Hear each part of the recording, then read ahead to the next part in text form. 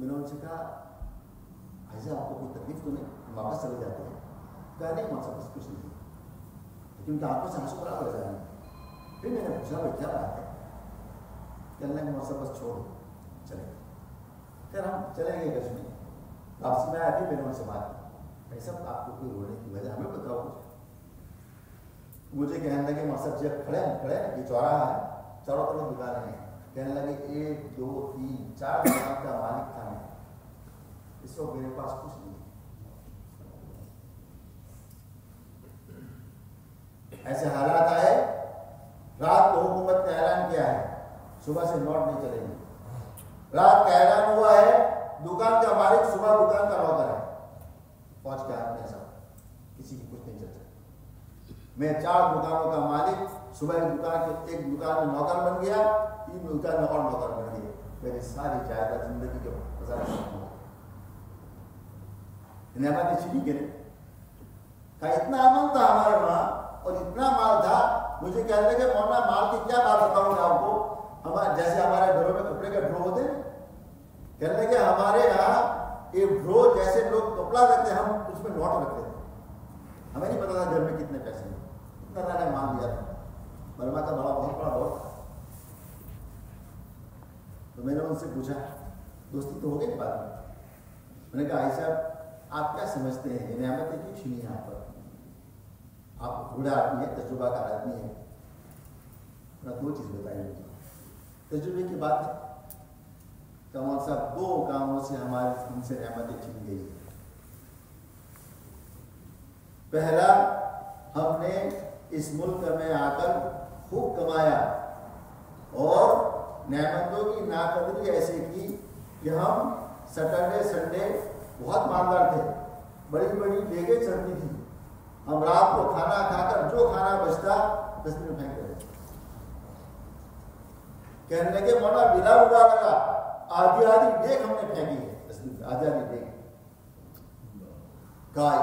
ایسا وقت ہم نے دیکھا, ہم صبح اٹھے تو بھوک سے بنبھدا رہے تھے. پیسے تھے ہمارے پاس, کھانا نہیں, نوٹ بند, کھاتے کہاں سے؟ پیسہ آپ کا نہیں چلتا, کہاں سے کھائے گا؟ ہمارے گھر میں پیسے ہیں, ہم اناج کے محتاج, کھانے کے محتاج ہو گئے. وہ ہم نے یاد کیا کہ وہ ہم نے آدھی ڈیگ جو ضائع کی تھی نا, یہ اس کا نتیجہ ہے. اللہ ظالم نہیں ہے. ہم نے نعمتوں کو ایسے ضائع کیا اور یہ برسوں کا ہمارا سلسلہ رہا, 1 دن کا نہیں. ہم سنڈے پارٹیاں کرتے بڑی, اور پارٹی کے بعد شام کو جو بچتا سارا کھانا ضائع. یہاں بھی شاید ایسا ہو رہا ہے. بہت ڈرنے کی ضرورت ہے میرے دوستوں. کھانا کم بناؤ, گھر میں فریج میں رکھ دو, دوسرے دن کھا لو, کسی کو پہنچا دو. اللہ کا واسطہ اس کھانے کو ڈسٹ بن میں نہ ڈالو. یہ اللہ کی نعمت ہے, جاتی ہے پھر نہیں آتی. ہمیں اس کا احساس نہیں, ہم نے کبھی بھوک دیکھی نہیں نا, فقر دیکھا نہیں, حالات دیکھے نہیں ہیں. ان کو پوچھو جن پر یہ حالات آ چکے ہیں. آج پوچھ لو غزہ میں جا کر مسلمانوں کو کیا آپ کے گزر رہے ہیں, پانی کے محتاج ہے. 55 اسلامی ملک مل کر ایک مسلمان ملک کو پانی نہیں پہنچ سکتا. کیسی بے غیرت ہماری حکومتیں ہو گئی, کیسی بے غیرت حکومتیں ہو گئی. کھانے کے محتاج, رہنے کے محتاج, پینے کے محتاج, چھت نہیں بیچاروں کے پاس. ہمیں کبھی احساس ہوا ہم کتنی نعمتوں میں رہ رہے ہیں, کتنی نعمت ہمارے پاس ہے. ایسے ہم کو یہاں کو لوگ بہت کھانا ضائع کر رہے ہیں. شادیوں میں جو کھانا ہوتا ہے کتنا ضائع ہو جاتا ہے. گھروں سے گھروں بڑی بڑی دعوتیں چھوڑ دو, کوئی ضروری نہیں ہے. شادیوں میں 500 آدمی کو بلانا کوئی ضروری نہیں ہے. نعمت کی قدر ضروری ہے. جو آدمی دعوت دے رہا ہے سب کا وبال اس کے ذمہ ہے. جو کھانا ضائع ہو رہا ہے سب کا وبال اس کے ذمہ ہے. پیسہ بھی خرچ کر رہا ہے, اپنے اوپر گناہ بھی دے رہا ہے, اور نعمتوں کے چھیننے کا عذاب کو منہ پر لے رہا ہے.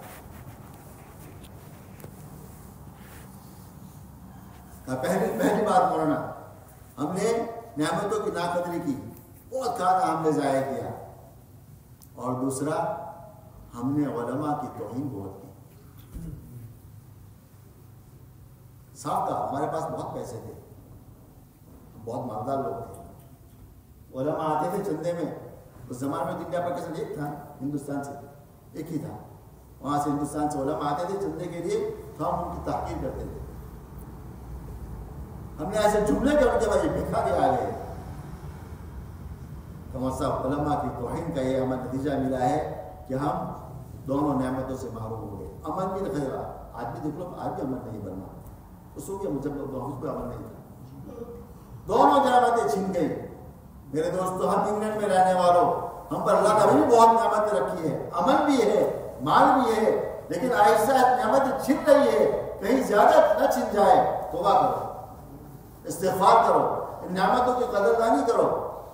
آپ صاحب نے دعا سکھائی ہمیں، آپ کی دعاؤں میں تو بہت بڑی تعلیم ہے، صرف دعا نہیں آپ صلی اللہ علیہ وسلم کی. اللہم انا نعوذ بک من زوال نعمتک، یا اللہ ہم آپ سے نعمت کے ضائع ہونے سے بھیک مانگتے ہیں، پناہ مانگتے ہیں. نعمت کا ضائع آسان چیز نہیں ہے، بہت مشکل چیز ہے. ہمارا کے بعد فقر بہت بڑی چیز ہے. فقیر آدمی امیر بنا تو نعمت ہے، امیر آدمی غریب بن گیا تو بہت بڑی مصیبت ہے. اس لیے بہت نعمتوں کی قدر کرو. یہ سورت ہمیں سبق دے رہی ہے، سورت میں پیغام ہے ہمارے لیے. ہم نے تم کو 2 نعمتیں دی تھی نا قریش کے لیے، اللہ نے کہا ہے تمہیں کیسے ہم نے نعمتیں دی تھی، تم پہ کوئی ہاتھ نہیں ڈالتا تھا. قریش اپنے زمانے کے معزز لوگ تھے، بیت اللہ کے خادم تھے. مکہ میں تو کچھ ہوتا نہیں تھا، نہ زراعت نہ صنعت، کچھ نہیں. ان کا ذریعہ معاش تجارت تھا. اور کیا کرتے تھے وہ؟ سال میں 2 سفر کرتے، ایک یمن کا ایک شام کا. شام میں سردی ہے، یمن میں گرمی ہے. جب عرب قریش ایسا کرتے، جب گرمی کا موسم ہوتا شام چلے جاتے، سردی کا موسم ہوتا یمن چلے جاتے، وہاں سے سامان لاتے بیچتے، ان کا کاروبار کرتے. اس زمانے میں حکومت تو کوئی تھی نہیں، راستے میں قافلے لٹ جایا کرتے تھے. قریش کو کوئی ہاتھ نہیں مارتا، ان کے قافلے کو لٹا کوئی نہیں. کیوں؟ یہ حرم کے خادم ہیں، حرم کے رہنے والے ہیں، بیت اللہ کی حفاظت کرنے والے ہیں. اس نسبت پر ان کو کوئی نہیں چھیڑتا تھا. تو پر خطر راستے وہ جاتے، سفر کرتے آرام سے. اللہ نے کہا جو کوئی نعمت ہے ہماری طرف سے، ہم نے تم کو امن دیا نا. جب سب لوگ ڈرتے ہیں تمہیں اللہ نے امن بنا، تم پر کوئی خوف نہیں، کوئی فاقہ نہیں ہے. ان نعمتوں کی قدردانی کرو. کیا قدردانی ہے؟ فَلْيَعْبُدُوا رَبَّ هَٰذَا الْبَيْتِ، اس گھر کے رب کی عبادت کرو. یہ سبق ہمارے لیے بھی ہے. اے برطانیہ کے مسلمانوں، ہمیں بھی اللہ نے بہت امن میں رکھا ہے. یہاں مال بھی ہے، امن بھی ہے. اس کی قدر کیا ہے؟ اللہ کی طرف جھکنا، اللہ کے حکم کو پورا کرنا، اللہ کی نافرمانی سے بچنا. یہ نعمت کبھی چھین سکتی ہے. بہت مبارک ہے ہمارے شبیر صاحب کی صاحبزادی کو بھی اللہ نے کو علم کی دولت سے مالا فرمایا، الحمدللہ. تاریخوں میں لکھا ہے. تو ہمارا زمانہ عجیب زمانہ ہو گیا ہے. ایک زمانے میں عورتیں بہت بڑی محدثہ ہوتی تھی، بہت بڑی فقیہ ہوتی تھی. بڑے بڑے ہمارے اکابر جو گزرے ہیں، امام نووی، ان کے اساتذہ میں کم از کم 13 یا 15 عورتیں محدثہ استاد تھیں. امام نووی بہت بڑا آدمی ہے، ہر فن کی کتابیں ہیں. ابن اساکر بہت بڑا آدمی ہے. ان کے حالات میں لکھا ہے انہوں نے 80 عورتوں سے علم حاصل کیا. 80 عورتوں سے. عورتوں کا ایک مقام تھا. ہماری عورتوں نے بس گھر میں کھانا پکانے کا کام کر لیا بس.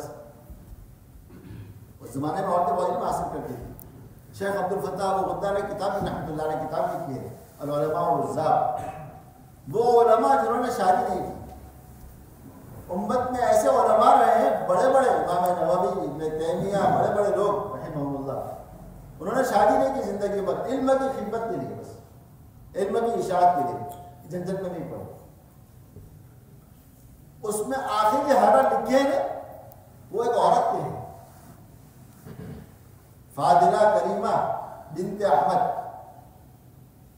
یہ اپنے زمانے کی محدثہ ہیں. بخاری کا درس کئی سالوں تک درس دیا انہوں نے، بڑے بڑے شاگرد کے رہے ہیں. 100 سال کی عمر ہوئی ہے پورے.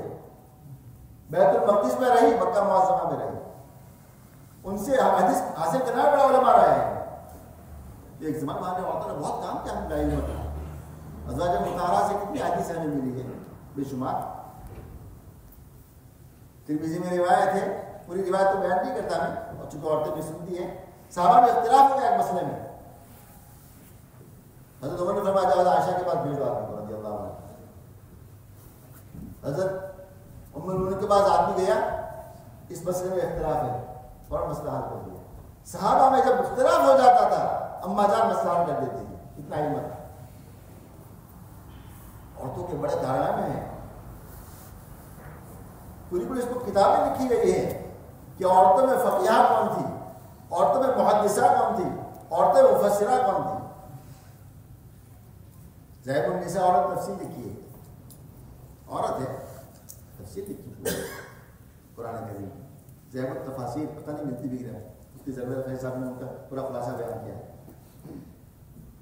ہماری عورتوں نے بہت کام کیا ہے، اس لیے آج بھی اللہ نے بہت انعام کیا اس ملک پر الحمدللہ. یہاں عورتیں الحمدللہ عالمہ بننے اللہ کی فضل سے.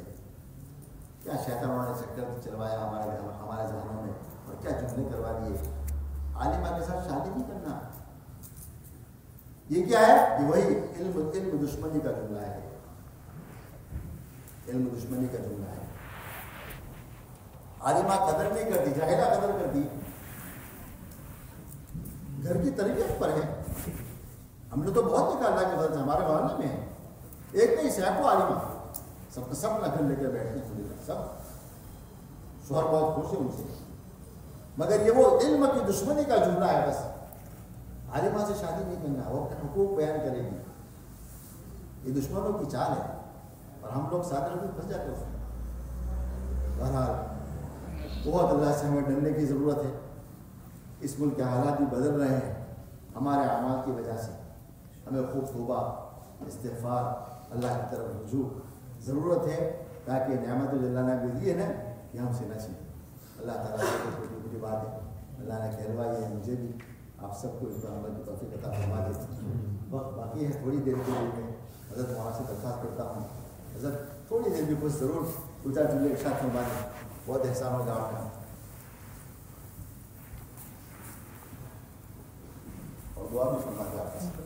نہیں ایسا نہیں.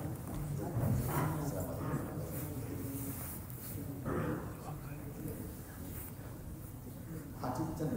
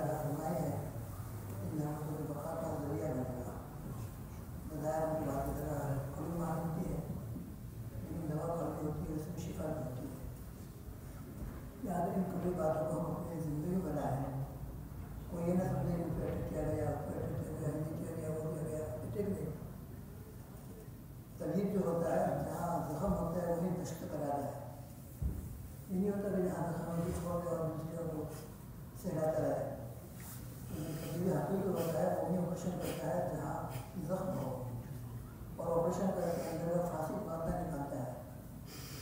فاسد باتیں نکالنے کے اندر تکلیف ہوتی ہے تو فاسد باتیں نکلنے کی برکت سے شفا حاصل رہتی ہے۔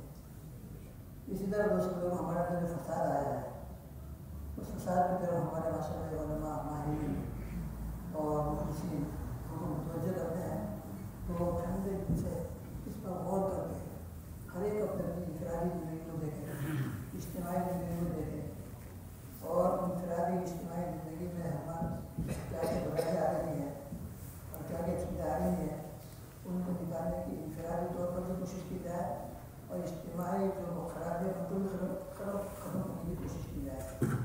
دونوں بیماریوں کی اصلاح کی ضرورت ہے۔ لہٰذا انفرادی بیماری کے لیے بھی انسان کو اپنی ذات کا غور کرے، خود اپنی ذات میں دیکھے کہ بیماری کہی گئی ہے میرے اندر کیا ہے، خدا نہ خاصا میں اس بیماری کے مبتلا تو نہیں ہوں جو باتیں کہی گئی ہیں، اگر مبتلا نہیں ہوں تو اللہ کا شکر ادا کرے، الحمد للہ میرے اندر بیماری نہیں ہے، اللہ کا شکر ادا کرے، مقام شکر ہے۔ اور اگر غور کرنے کے بعد معلوم ہو کہ ہاں یہ بیماری میرے اندر ہے، اس لائن سے ہے، اس لائن سے، اس لائن سے ہے، تو برا سمجھنے کے بجائے اس کی اصلاح کی کوشش کریں۔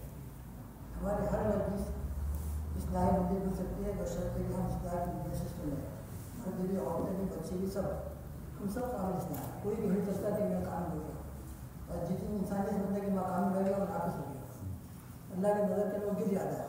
ہمارے حضرت حضرت حکیم الامت جس دن آپ کی نظر آپ کی وہ چلی جائے اور آپ اپنا کو کچھ سمجھنے لگے کہ کچھ ہو گیا، بس سمجھ میں کہ اللہ کی نظر سے اس وقت گر گئے، اسی وقت گر گئے۔ لہٰذا اپنے آپ کو ہمیشہ اصلاح کا موقع سمجھا لے اور ہمیشہ اللہ تعالیٰ سے خوف کرنا۔ انما الاعتبار بالخواتین، اعتبار خاتمہ کا ہے، خاتمہ کیا ہونے والا ہے کس کو معلوم ہے، فریقٌ فی الجنۃ و فریقٌ فی السعیر، میرا شمار کس میں ہے کچھ معلوم نہیں، لہٰذا میں بھی ڈرتا رہوں، آپ بھی ڈرتے رہیں، ہر ایک ڈرتا رہے اور اللہ تعالیٰ کی طرف متوجہ ہو کر اپنی بیماریوں کی اصلاح کرتے رہے۔ جو نعمت اللہ تعالیٰ کو عطا فرمائے ہوں، دینی نعمت ہو، جو نعمت ہو، نماز کی توفیق مل گئی ہے ہمارے ریاست کے بعد تعلیم ہوئی، وہاں تعلیم کے اندر ایک حدیث پڑھی گئی، عبداللہ بن عباس رضی اللہ تعالیٰ نے فرمایا کلمہ یہ لا الہ الا اللہ کی فضیلت کرتی حدیث، افضل ذکر لا الہ الا اللہ وافضل الدعاء الحمدللہ۔ اس پر عبداللہ بن عباس رضی اللہ تعالیٰ نے عجیب بات کہی اس کی فضائل اعمال کے اندر، فضائل ذکر کے اندر، فرمایا کہ جو شخص لا الہ الا اللہ پڑھے اس کو چاہیے کہ بعد میں الحمدللہ بھی پڑھے، الحمدللہ کہے، کیا ہے الحمدللہ، اللہ پاک نے کتنی بڑی نعمت اس کو دے دی، کتنی بڑی نعمت اللہ پاک نے عطا فرمائی ہے، اور لہٰذا اس نعمت کو اللہ کا شکر ادا کرے۔ اس لیے جو نعمت ہم کو اللہ نے دینی دی ہو، دنیاوی دی ہو، اللہ نے نمازوں کی توفیق کی، تلاوت کی توفیق دی، ماشاء اللہ کی صحابہ عالمہ ہوئی، اللہ تعالیٰ نے علم کے دولت سے عطا مالامال کیا، ہمارے بچوں کو حافظ قرآن بنا دیا، اللہ پاک نے جس کو قرآن پاک کی قرآن پاک عطا فرمایا، نازلہ کے اعتبار سے ہو، حفظ کے اعتبار سے ہو اور آگے بڑھ کر سمجھنے کے اعتبار سے ہو، تو جس اعتبار سے اللہ پاک نے نعمت عطا فرمائی ہے، میرے لیے اور آپ کے لیے ضروری ہے اس نعمت کی قدر کریں اور قدر کرتے ہوئے اللہ تعالیٰ شکر ادا کریں، اور شکر ادا کرتے ہوئے یہی ہے کہ اللہ تعالیٰ کی ان نعمتوں کا جو صحیح استعمال ہے، ان نعمتوں کا صحیح استعمال ہم کرنے کی کوشش کریں۔ تو انشاءاللہ میں شکرتم لعظیم لکم، شکر کی برکت سے صرف یہ نہیں کہ نعمت میں بقا ہوتا ہے بلکہ نعمت میں اضافہ ہوتا ہے، وَلَئِن كَفَرْتُمْ إِنَّ عَذَابِي لَشَدِيدٌ، اور ناشکری کے نتیجے میں صرف یہ نہیں کہ نعمت برباد ہوتی ہے بلکہ اس میں مزید عذاب کا بھی خطرہ ہے، عذاب کا خطرہ ہوتا ہے۔ لہٰذا جتنی بھی نعمت ہو ظاہر و باطنی، دنیاوی و دینی، ان تمام نعمتوں کی قدر کرنی ہے کہ ہمارے حضرات ہیں، نماز کو اللہ کا شکر ادا کریں، تلاوت کریں اللہ کا شکر ادا کریں، ذکر کریں اللہ کا شکر ادا کریں، اللہ نے مال دیا اس کو اللہ کا شکر ادا کریں، اور جیسا کہ ہم کو بتایا گیا کہ مال کا شکر کیا ہے، اس کا صحیح استعمال، اسراف اور فضول خرچی سے اپنا کو بچانا، چاہے جس لائن سے فضول خرچی ہوتی ہو، جس لائن سے فضول خرچی ہوئی ہو، ان تمام لائن سے حضرت کی کتابوں میں اپنی کی کتاب ہے تو ہمارا اسراف، اس کو حضرت نے ایک مثال لکھا ہے کہاں کا اسراف ہو رہا ہے، کس کس طرح کا اسراف ہو رہا ہے، لہٰذا جس طریقے سے اسراف ہو رہا ہے اس مال کا اسراف ہونے سے اپنا کو بچائے، اور مال کی صحیح آخرت کے اعتبار سے ہمارے لیے مال وغیرہ ہو سکتا ہے، یہی مال اگر صحیح طرح سے استعمال کیا جائے گا تو ہمیں دنیا سے ملنے کی آخرت سے ملے گی، اور یہ مال اگر اسراف کے درجے میں آ جائے گا تو دنیا بھی برباد ہوگی، آخرت بھی برباد ہوگی۔ وقت اللہ کی بہت بڑی نعمت ہے بندہ، اتنی بڑی نعمت ہے وقت جس کی کوئی امتحان نہیں، جب تک ہماری زندگی ہے الحمدللہ ہم قرآن پاک کی تلاوت کر سکتے ہیں، جمعہ کا مبارک دن ہے، بہت وقت مبارک ہے تو ہم دعا کرتے ہیں، دعا قبول ہوتی ہے، لیکن یہ وقت بیکار کاموں میں گزر گیا تو بیکار کاموں میں گزر گیا، جو وقت گزر گیا انسان کو دنیا کی ضرورت خرچ بھی کر دے لیکن جو وقت چلا گیا وہ چلا گیا، کبھی ہاتھ باندھ اڑائیں گے. لہٰذا آج کا دن، آج کی تاریخ کا جو وقت ہے، پوری زندگی آپ اس کو تلاش کرتے رہیں گے، نہیں ملے گا. لہٰذا آج کا یہ میرا وقت ہے، کس طرح گزر جائے، اچھا گزرا بہت اچھی بات ہے. مفتی شیخ رحمۃ اللہ کی بات یاد آئی، بہت اچھی بات، بہت ہی زیادہ کام کی بات ہے. بس اسی بار اپنی بات کو ختم کر لیں گے. یہ فقہ کی دین کو جو کہتے ہیں، سب کہتے ہیں کہ اللہ آپ کو دین کو سمجھ ادا کرنا. فقہ کی بہت بڑی نعمت ہے. میں یہ کہ اللہ یہ خیر ہے فقہ فی الدین. اللہ تعالیٰ جس کے ساتھ خیر کا ارادہ فرماتے ہیں اس کو تفقہ فی الدین ادا فرماتے ہیں. تو فقہ فی الدین کہتی ہے اس کو ہے. بڑی اچھی بات فرمائی ہے. میں کہ فقہ فی الدین یہ ہے کہ انسان ہر بول کے اندر، ہر قول کے اندر، ہر عمل کے اندر، ہر سکون کے اندر، ہر حرکت کے اندر یہ خیال کرے کہ آخرت میں مجھ سے اس کا حساب لیا جائے گا. آخرت میں مجھ سے اس کا حساب لیا جائے گا. میری زبان سے ایک جملہ نکل رہا ہے، ایک لفظ نکل رہا ہے، آخرت میں اس کا حساب ہوگا. میں خاموش ہوں تو یہ خاموشی کی حالت میں چل رہی ہے، میں کیا سوچ رہا ہوں، اس کا بھی حساب لیا جائے گا. تو ہر وقت انسان کو اپنی آخرت کی تیاری میں فکر رہے، ہر قول میں، ہر عمل میں، ہر سکون میں، ہر حرکت میں. یہی فقہ ہے اور یہی دین کی سمجھ. تو جس کو اللہ پاک یہ سمجھ ادا فرماتے ہیں کہ مجھ کو صرف دنیا کی زندگی نہیں ہے، دنیا کی زندگی گزارنے کے بعد قبر میں جانا ہے، میدان محشر میں یوم یقوم الناس لرب العالمین اللہ کے سامنے کھڑا ہونا ہے. ہمارے حاضر کتاب لا یغادر صغیرۃ ولا کبیرۃ الا احصاها، نامہ اعمال آئے گا. اقرأ کتابک کفیٰ بنفسک اليوم علیک حسیبا. اس نامہ اعمال کے اندر ایک ایک جملہ لکھا ہوگا. ما یلفظ من قول الا لدیہ رقیب عتید. ہماری زبان سے ایک جملہ بھی نکلتا ہے تو وہ لکھ لیا جاتا ہے. یاد آج ہماری زبان سے کتنی بکواس کی باتیں کرتے ہیں، کتنی غلط باتیں کرتے ہیں، غلط باتوں کے بعد کتنی غیبتیں ہوتی ہیں، اور نہ معلوم کیا کیا فساد کی باتیں. یعنی ہر جملے کو میں سوچوں کہ میرے زبان سے جو جملہ نکل رہا ہے اس کا مجھ سے حساب ہونے والا ہے. لہٰذا جب یہ فکر رہے گی تو انشاءاللہ غلط جملے بولنے سے محفوظ رہیں گے، غلط باتیں نکالنے سے ہماری حالت ہوگی. تو فقہ فی الدین ہے کہ ہر عمل کے اندر، ہر قول کے اندر، ہر حرکت کے اندر اپنی آخرت سامنے ہے کہ آخرت میں اس کے بعد کیا نتیجہ مرتب ہونے والا ہے. آخرت میں پر اس کا حساب اگر ہو گیا تو اللہ پاک حساب رسید فرما دیں. ہمیں سے دعا کرنی چاہیے رب الجلال سے اللہ پاک حساب رسید کا معاملہ فرما دیں. تو بہت بڑی نعمت اللہم انک عفو تحب العفو فاعف عنی، بہت بڑی دعا ہے. حضرت شیخ رحمۃ اللہ اس پر لکھا ہے فضائل خان کے اندر، من لم تعاطم بقدیر قلم عفو اور گناہ کش. یہ اللہ میں یہ نہیں کہتا کہ اللہ میری عبادت قبول فرما ہے، بس مجھے یہ کہتا کہ میرے گناہوں کے اوپر معافی کا طلب کر دے. تو میدان محشر کے اندر اللہ معاف کر دے، یہ بہت بڑی نعمت. کیونکہ اللہ کا حساب لینا شروع کر دے تو ہمارے پاس کوئی بندوق کی شاہ آ جاتا. خدا نہ خدا مناقشہ شروع ہو گیا تو مناقشہ شروع ہونے کے بعد پھر ہلاکت یقینی ہے. اس لیے ہم کو تو یہ سامنے رکھنا ہے کہ ایک ایک جملے کا، ایک ایک قول کا اللہ کے سامنے مجھے حساب دینا ہے. لہٰذا میں کسی کو کیا جملہ کہہ رہا ہوں، میرے جملے سے سامنے والے کے دل کے اوپر کیا ہوگا، اس کے دل شکنی ہوگی یا اس کے دل کو خوشی ہوگی، میرے جملے سے اللہ خوش ہوں گے، ناراض ہوں گے. ایک ایک جملے کے اندر، ایک ایک فعل کے اندر انسان کی فکر شروع کر دیں کہ یہ دین کی سمجھ ہے. تو 12 دعائیں دی گئی ہیں. اللہ تعالیٰ میرے لیے بھی آپ کے لیے سب کو مفید بنائے اور حضرت جزائے ادا فرمائے. جس بات کی طرف متوجہ کیا ہے اللہ کو امت کو متوجہ ادا فرمائے. بے شک یہ پیغام ایسا ہے کہ اس کو ہر ایک تک پہنچایا جائے، ہر ایک کے سامنے پیغام پیش کیا جائے. اللہ تعالیٰ نے 14 پارے کے اندر بہت تفصیل کے ساتھ یہی مضمون ایک اور آیت میں لا گیا ہے جو مطلب قدر کے غرض سے آیت شریفہ پڑھا. اس کے اندر یہ 2 باتیں بیان کی ہیں، امن اور یہ مال کی نعمت. یہ بڑی امن میں تھی، لیکن جب انہوں نے فَأَذَاقَهُمُ لِبَاسَ الْجُوعِ وَالْخَوْفِ بِمَا كَانُوا يَصْنَعُونَ، فَأَذَاقَهُمُ لِبَاسَ الْجُوعِ وَالْخَوْفِ بِمَا كَانُوا يَصْنَعُونَ، جو حرکتیں کرتے تھے اس کے نتیجے میں اللہ پاک نے اس کو جوع کا لباس اور خوف کا لباس ہمیشہ انسان کو لگا رہتا ہے. اتنا خطرناک ان کا فقر آیا کہ